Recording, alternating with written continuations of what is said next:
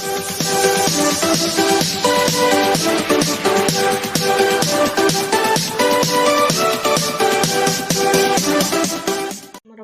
wabarakatuh. Perkenalkan, nama saya Opi Bella dan rekan saya Peri Arga, Rizka Anggraini, dan Laura Febri. Kami dari kelompok 1 akan mempresentasikan hasil makalah kami yang berjudul Teori Perilaku Konsumen. Materi pertama akan disampaikan oleh Peri Arga. Kepada Peri Arga, saya persilakan. Landasan teori 2.1 Perilaku konsumen. 2.1.1 Pengertian perilaku konsumen. Perilaku konsumen pada hakikatnya untuk memahami mengapa konsumen melakukan dan apa yang mereka lakukan. Hipman dan Kanuk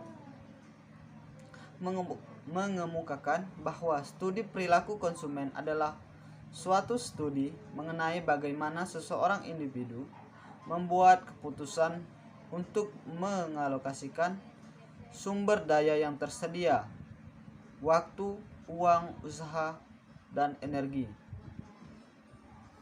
Konsumen memiliki keragaman yang menarik untuk dipelajari karena ia meliputi seluruh individu dari berbagai usia, latar belakang budaya, pendidikan, dan keadaan sosial ekonomi lainnya.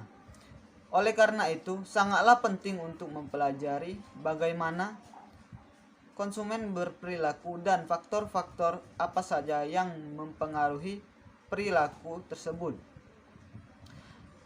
Definisikan perilaku konsumen. Menurut Kotler dan Keller, perilaku konsumen adalah studi bagaimana individu, kelompok, dan organisasi memilih, membeli, menggunakan, dan menempatkan barang, jasa, ide, atau pengalaman untuk memuaskan keinginan dan kebutuhan mereka. Definisi perilaku konsumen menurut Hipman dan Kanuk. Perilaku konsumen menggambarkan cara individu mengambil keputusan untuk memanfaatkan sumber daya mereka yang tersedia, waktu, uang, usaha, guna membeli barang-barang yang berhubungan dengan konsumsi. Dari dua pengertian tentang perilaku konsumen di atas, dapat diperoleh dua hal yang penting, yaitu 1. Sebagai kegiatan fisik. 2. Sebagai proses pengambilan keputusan. Berdasarkan beberapa definisi yang telah disebutkan di atas, dapat disimpulkan bahwa perilaku konsumen adalah semua kegiatan, tindakan, serta proses psikologis yang mendorong tindakan tersebut pada saat sebelum membeli, ketika membeli, menggunakan, menghabiskan produk dan jasa setelah melakukan hal-hal di atas, atau kegiatan mengevaluasi. 2.1.2 Model perilaku konsumen. Pemahaman terhadap perilaku konsumen bukanlah suatu hal yang mudah untuk dilakukan karena terdapat banyak faktor yang mempengaruhi dan saling interaksi satu sama lain, sehingga pendekatan pemasaran yang dilakukan oleh suatu perusahaan harus benar-benar dirancang sebaik mungkin dengan memperhatikan faktor-faktor tersebut. Selain itu, para pemasar harus mampu memahami konsumen dan berusaha mempelajari bagaimana mereka berperilaku, bertindak, dan berpikir. Walaupun konsumen memiliki berbagai macam perbedaan, namun mereka juga memiliki banyak kesamaan. Para pemasar wajib memahami keragaman dan kesamaan konsumen atau perilaku konsumen agar mereka mampu memasarkan produknya dengan baik. Para pemasar harus memahami mengapa dan bagaimana konsumen mengambil keputusan konsumsi, sehingga pemasar dapat merancang strategi pemasaran dengan lebih baik. Pemasar yang mengerti perilaku konsumen akan mampu memperkirakan bagaimana kecenderungan konsumen untuk bereaksi terhadap informasi yang diterimanya, sehingga pemasar dapat menyusun strategi pemasaran yang sesuai. Tidak dapat diragukan lagi bahwa pemasaran yang memahami konsumen akan memiliki kemampuan bersaing yang lebih baik. Dalam bab berikut akan menjelaskan mengenai perilaku pembelian konsumen. 2.1.3 Faktor-faktor yang mempengaruhi perilaku konsumen. Perilaku konsumen sangat dipengaruhi oleh keadaan dan situasi lapisan masyarakat di mana ia dilahirkan dan berkembang. Ini berarti konsumen berasal dari lapisan masyarakat atau lingkungan yang berbeda akan mempunyai penilaian, kebutuhan, pendapat, sikap, dan selera yang berbeda-beda. Sehingga pengambilan keputusan dalam tahap pembelian akan mempengaruhi oleh beberapa faktor-faktor yang mempengaruhi perilaku konsumen. Menurut Kotler, terdiri dari 1. Faktor kebudayaan. Faktor kebudayaan mempengaruhi luas dan mendalam terhadap perilaku konsumen. Faktor kebudayaan terdiri dari budaya, kelas sosial. 2. Faktor sosial. Selain faktor budaya, perilaku seorang konsumen dipengaruhi oleh faktor-faktor sosial seperti kelompok acuan, keluarga, serta status sosial. 3. Faktor pribadi. Faktor pribadi yang memberikan kontribusi terhadap perilaku konsumen terdiri dari usia dan tahap siklus hidup, pekerjaan dan lingkungan ekonomi, gaya hidup, kepribadian, dan konsep diri. 4. Faktor psikologis. Pilihan pembelian seorang dipengaruhi oleh 4 faktor psikologi utama, yaitu motivasi, persepsi, pembelajaran, serta keyakinan dan pendirian. 2.1.4 Tahap-tahap dalam proses keputusan pembelian. Perilaku konsumen akan menetapkan proses pengambilan keputusan dalam pembelian mereka. Proses pengambilan keputusan tersebut merupakan sebuah pendekatan penyelesaian masalah yang terdiri atas 5 tahap, yaitu sebagai berikut. Kotler. 1. Pengenalan masalah. Penganalisan keinginan dan kebutuhan ini ditunjukkan terutama untuk mengetahui adanya keinginan dan kebutuhan yang belum dipahami dan belum terpuaskan. Jika kebutuhan tersebut diketahui, maka konsumen akan segera memahami adanya kebutuhan yang belum segera dipenuhi atau masih bisa ditunda pemenuhannya, serta kebutuhan yang sama harus dipenuhi. Jadi dari tahap ini proses pembelian itu mulai dilakukan. 2. Pencarian informasi. Konsumen yang tergugah kebutuhannya akan terdorong untuk mencari informasi yang lebih banyak mengenai produk atau jasa yang ia butuhkan. Carian informasi dapat bersifat aktif maupun pasif. Informasi yang bersifat aktif dapat berupa kunjungan terhadap beberapa toko untuk membuat perbandingan harga dan kualitas produk. Sedangkan pencarian informasi pasif dapat membaca suatu pengiklanan di majalah atau surat kabar tanpa mempunyai tujuan khusus dalam perkiraannya tentang gambaran produk yang diinginkan. 3. Evaluasi alternatif. Tahap ini meliputi 2 tahap, yaitu menetapkan tujuan pembelian dan menilai serta mengadakan seleksi terhadap alternatif pembelian berdasarkan tujuan pembeliannya. Tujuan pembelian bagi masing-masing konsumen tidak selalu sama, tergantung pada jenis produk dan kebutuhannya. Ada konsumen yang mempunyai tujuan pembelian untuk meningkatkan prestasi, ada yang sekedar ingin memenuhi kebutuhan jangka pendeknya, dan sebagainya. 4. Keputusan pembelian. Keputusan untuk membeli di sini merupakan proses pembelian yang 5. Perilaku pasca pembelian. Setelah membeli produk, konsumen akan mengalami level kepuasan atau ketidakpuasan. Tugas pemasar tidak berakhir saat produk dibeli, melainkan berlanjut hingga periode pasca pembelian. Pemasar harus memantau kepuasan pasca pembelian, tindakan pasca pembelian dan memakai produk pasca pembelian. 2.1.5 Evaluasi alternatif dan keputusan pembelian dalam tahap evaluasi.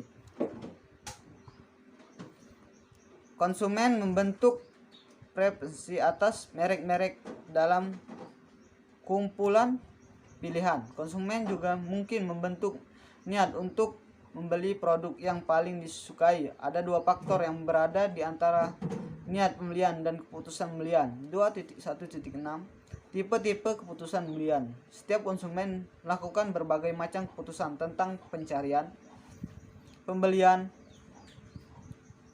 penggunaan beragam produk dan merek pada setiap periode tertentu. Berbagai macam aktivitas kehidupan seringkali harus dilakukan oleh setiap konsumen pada setiap hari. Konsumen melakukan keputusan setiap hari atau setiap periode tanpa menyadari bahwa mereka telah mengambil keputusan. Pengambilan keputusan konsumen berbeda-beda tergantung pada jenis keputusan pembelian. Asel membedakan 4 jenis perilaku pembelian konsumen berdasarkan tingkat keterlibatan pembeli dan tingkat perbedaan merek-merek. Melanjutkan materi yang disampaikan oleh Ferry Arga, motivasi belanja konsumen. Motivasi dapat digambarkan sebagai tenaga pendorong dalam diri individu yang memaksa mereka untuk bertindak. Tenaga pendorong tersebut dapat dihasilkan oleh keadaan tertekan yang timbul sebagai akibat kebutuhan yang tidak terpenuhi. Terdapat beberapa pendapat para ahli tentang motivasi belanja konsumen. Pertama, menurut Jim dan Kim. Menurut penelitian Jim dan Kim yang dilakukan terhadap konsumen pembeli toko di diskon di Korea menemukan 3 motif belanja konsumen. Yang pertama yaitu pengalihan. Manusia memiliki aktivitas yang bersifat rutin, di mana aktivitas atau kegiatan tersebut dilakukan secara berkelanjutan dengan metode yang sama setiap hari. Yang kedua, sosialisasi. Social shopping yaitu suatu bentuk kegiatan belanja untuk mencari kesenangan yang dilakukan bersama dengan teman, keluarga, dengan tujuan untuk berinteraksi dengan orang lain. Yang ketiga adalah manfaat. Dalam aktivitas belanja, konsumen memiliki suatu motivasi yang hampir sama antara satu konsumen dengan konsumen yang lain. Motivasi tersebut adalah untuk mendapatkan manfaat dari kegiatan belanja tersebut. Si belanja menurut Arnold dan Reynolds. Yang pertama yaitu adventure shopping, yaitu suatu bentuk eksperimen atau konteks petualang belanja sebagai bentuk pengekspresian seorang dalam berbelanja. Kedua, social shopping, yaitu suatu bentuk kegiatan belanja untuk mencari kesenangan yang dilakukan bersama dengan teman atau keluarga dengan tujuan untuk berinteraksi dengan orang lain. Yang ketiga yaitu gratification shopping, merupakan suatu bentuk kegiatan belanja di mana keterlibatan seorang dalam berbelanja yang dilakukan dengan tujuan untuk menghilangkan stres sebagai alternatif untuk menghilangkan mood negatif atau kegiatan belajar yang digunakan untuk memperbaiki mental. Kedua, ide shopping, merupakan suatu bentuk kegiatan belanja yang digunakan untuk mengetahui tren terbaru. Sebagai contoh pada produk-produk fashion untuk mengetahui produk baru dan inovasi suatu produk.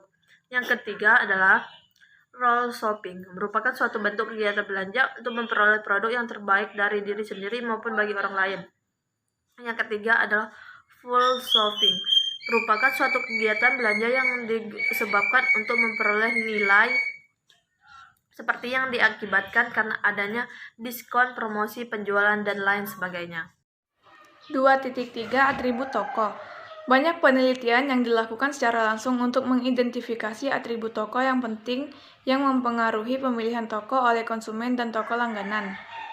Seperti yang dikutip oleh Jin dan Kim, menyimpulkan atribut toko menjadi 9 dimensi, yaitu perdagangan, layanan, para pelanggan, fasilitas fisik, kesenangan, promosi, keadaan toko, faktor institusional, dan transaksi masa lampau.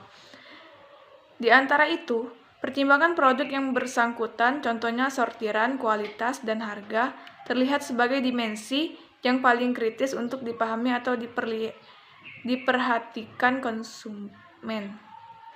Atribut toko adalah kriteria evaluasi konsumen ke arah toko. Jadi, pentingnya berbagai atribut toko dan format toko dan dasar pelanggan Jim dan Kang. Studi yang dilakukan oleh Erdem et al. Mendapati 3 atribut toko untuk toko pakaian, yaitu status, barang, dan harga. Mereka menemukan bahwa status adalah atribut toko yang paling penting dan berpendapat bahwa atribut toko yang sesuai dengan motif belanja perseorangan harus ditekankan atau diperhatikan. Faktor lain yang mampu mempengaruhi perilaku konsumen atau pengambilan keputusan pembelian yang dilakukan oleh konsumen menurut Jin dan Kim adalah atribut dari suatu toko. Definisi atribut toko menurut Jin dan Kim adalah sebagai berikut. Atribut toko adalah persepsi yang dimiliki atau melekat di benak konsumen atau masyarakat umum tentang suatu perusahaan, unit, atau produk. Atribut toko menurut Jin dan Kim dapat diukur sebagai 6 elemen, yaitu sebagai berikut. 1. Kenyamanan fasilitas, yaitu kemampuan pihak manajemen suatu toko untuk memberikan fasilitas penunjang bagi konsumen dalam aktivitas berbelanja mereka.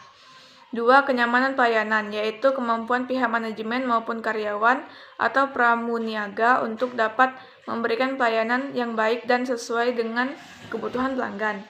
3. Kenyamanan berbelanja, yaitu rasa nyaman yang dirasakan oleh pelanggan saat beraktivitas atau berbelanja pada suatu toko. 5. Harga yang murah, yaitu kemampuan suatu toko untuk memberikan harga yang murah kepada pelanggan maupun penentu harga yang sesuai dengan kualitas barang yang dijual. 6. Jenis barang yang dijual, yaitu keragaman jenis, ukuran, maupun merek barang yang disediakan bagi pelanggan. 2.4 Dampak dari kegiatan belanja. Tujuan yang utama dari pembangunan retail adalah menciptakan dasar pelanggan baru dan atau menguasai pasar. Beberapa variabel telah dipakai oleh penelitian yang mempelajari tingkah laku pelanggan, seperti tingkat dari kesenangan, kepuasan belanja, intensi pelanggan, dan total waktu dan uang yang dihabiskan selama berbelanja. Setiap variabel pengeluaran belanja dan hubungannya dengan motif belanja dijelaskan berikut. 1. Tingkat dari kesenangan. Beberapa faktor mempengaruhi pemilihan retail atau kesenangan. Pengalaman emosi konsumen selama perjalanan belanja. Emosi konsumen mempunyai banyak dimensi seperti kepuasan, kesenangan, harga diri, dan kemarahan. Di antara itu, kesenangan adalah suatu dari emosi yang dipertimbangkan sebagai pengalaman kunci yang menarik konsumen ke shopping mall. 2. Kepuasan belanja. Melihat motif kepuasan belanja sebagai dorongan yang mempengaruhi tindakan internal seseorang dalam memenuhi kebutuhannya, mereka mengasumsi bahwa motif tertentu yang mendasari aktivitas belanja konsumen dapat diukur dengan tingkat kepuasan. 3. Intensi pelanggan. Literatur mengindikasikan bahwa motif pembeli yang ada mempengaruhi kunjungan ke toko dalam masa mendatang. 4. Waktu dan uang yang dihabiskan selama berbelanja. Motif belanja juga berhubungan dengan waktu dan uang yang dihabiskan selama berbelanja. Dawson et al. Menemukan bahwa motif belanja mempengaruhi durasi atau waktu di toko seperti halnya keinginan untuk menjelajah lingkungan belanja. Dawson et al. Menemukan bahwa motif belanja mempengaruhi pembelian aktual. Hal ini kontraks atau bertolak belakang dengan asumsi bahwa emosi mempengaruhi motif belanja dengan mengeluarkan belanja pada bisnis retail. Secara rinci, konsumen dengan motif produk yang kuat secara signifikan akan lebih senang untuk melakukan pembelian atau bermaksud untuk membeli. Ketika konsumen dengan motif eksperiensial yang kuat akan kurang senang untuk melakukan pembelian atau bermaksud untuk membeli. Review literatur di atas menggambarkan bahwa motif belanja mempengaruhi pengeluaran belanja. Hasil ini berdasarkan shopping mall di Amerika, department store, dan studi pasar Diskov Outdoor. Jenis-jenis tipologi. Pertama, pembagian tipologi menurut Jim dan Kim pada tahun 2003 dalam melakukan penelitian yang dilakukan pada konsumen toko diskon di Korea. Mengelompokkan konsumen ke dalam 4 kelompok. Yang pertama, A. Motivasi pembeli, waktu luang. B. Motivasi pembeli, sosial. C. Manfaat pembeli. D. Pembeli apatis. 2. Pembagian tipologi Hippolytus Gilenus pada tahun 2010. Secara fisiologi, peribagian manusia dapat dikelompokkan ke dalam berbagai tipe, yaitu sebagai berikut. Tipe pertama, yang periang atau yang menyenangkan. Yang kedua, yang penuh semangat. Yang ketiga, tipe yang santai. Dan yang keempat, tipe yang pemurung. Setelah itu lanjut ke hipotensis. Hipotensis merupakan dugaan sementara yang berfungsi sebagai pedoman untuk mempermudah penelitian. Berdasarkan penelitian terdahulu yang dilakukan oleh Jin dan Kim pada tahun 2003, penulis mengajukan hipotesis penelitian yaitu sebagai berikut. Pertama, terdapat perbedaan motivasi konsumen dalam berbelanja di toko diskon berdasarkan perbedaan tipologi konsumen.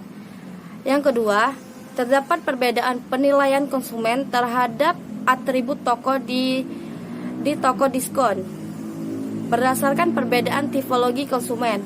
Dan yang ketiga, terdapat perbedaan tingkat kesenangan konsumen dalam berbelanja di toko diskon berdasarkan perbedaan tipologi konsumen. Sekian penjelasan dari kelompok kami. Jika terdapat kesalahan, kami mohon maaf. Kepada Allah kami mohon ampun. Kami akhiri. Wassalamualaikum warahmatullahi wabarakatuh.